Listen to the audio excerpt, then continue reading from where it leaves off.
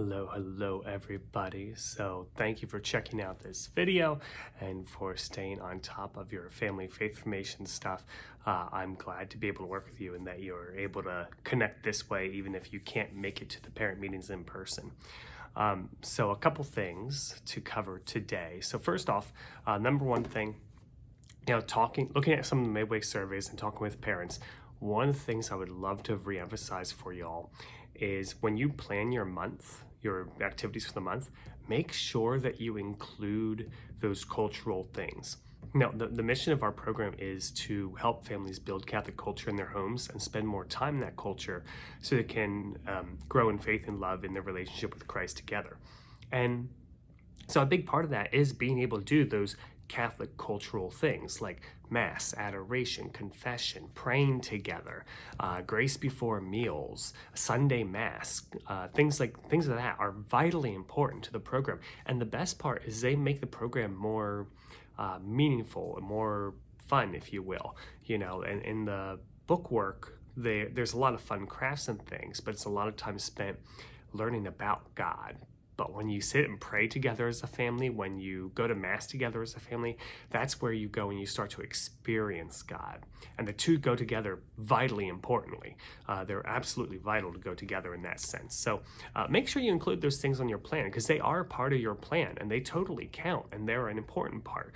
And you don't want to miss out on those by any stretch of the imagination. So make sure you include those in your plan as part of your plan for what you do for faith formation. And then secondly, if you didn't get a chance to fill out the Midway survey yet, please do so. I will make sure that you get a link included in the email with this video. And thank you to those who have filled it out. I really appreciate it. It's really cool to see some of the feedback we're getting back from everybody. And so thank you for that. This month, we're talking about anointing of the sick. And so like sacrament of healing, anointing of the sick. And this is an interesting sacrament because one of the common questions that come up with that sacrament is, well, is it the miracle sacrament? And is it supposed to bring physical healing? And that naturally leads to the question of why do bad things happen to good people? So the big thing I want to share with you is when you talk with your kids about this sacrament and that question comes up, don't try and answer the question, why is there suffering in the world? Or why do bad things happen to good people? There's no good answer to that. There's no satisfying answer to that on this side of heaven. Especially because usually when we ask that question, what we're really asking is, why did this bad thing happen to this good person? We have someone in mind specifically or something in mind specifically. And that's a really hard question to answer. We don't have that answer. So don't try and answer that question. The better way to approach that question is, how do good people respond to bad things? That's the question we want to redirect towards. Because when we start asking that question, we start seeing all the different ways God is working through suffering and how he makes himself present. A simple example, you had the earthquakes in Turkey recently.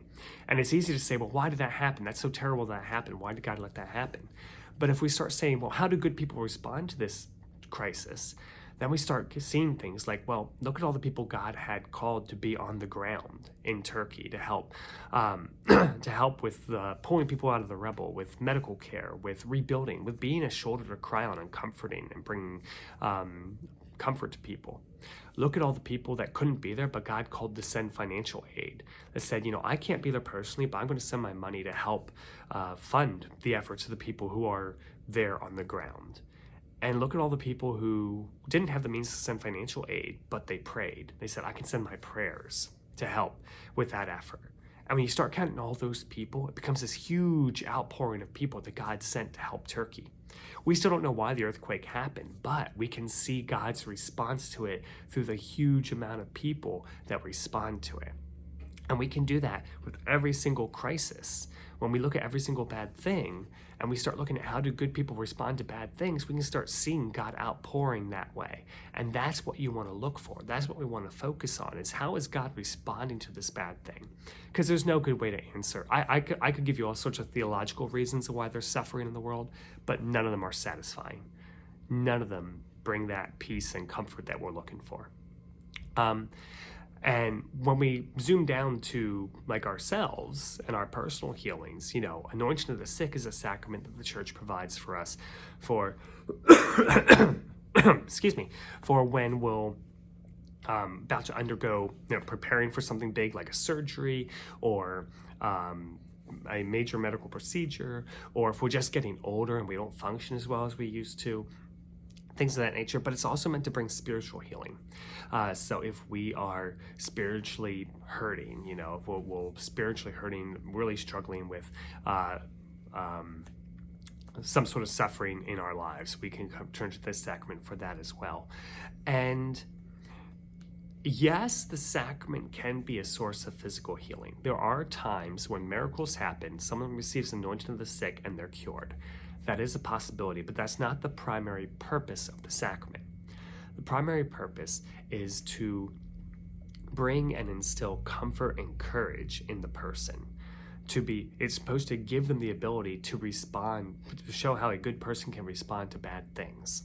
So the sacrament might not do a physical healing. It might bring courage to face the operation unafraid. It might bring comfort and peace to be able to handle whatever it is you're going through at peace, knowing God is with you and his presence is with you. It might give you the ability to be a witness and example to those around you of like, this is how Catholics deal with suffering. It might be something that gives you the ability to to pray more, to grow closer to God, to have greater faith in God. If you're looking at a huge life-changing event, you're going to get surgery, you got a 50-50 chance of living. The sacrament might not cure you, but it might give you the courage to say, you know what, I believe in God and he's going to pull me through this. Even though it's 50-50, he's going to pull me through this. You just wait and see. Like that kind of stuff, which is just as miraculous as the physical cure. Maybe not exactly what we were hoping for, but just as miraculous and shouldn't be discredited. And so don't have the conversation around anointing of the sick of why do bad things happen to good people, but talk about how do good people respond to bad things. It'll go much, much better. And so fill out your monthly survey. That's on the website here. Fill out the Midway survey if you didn't do so yet.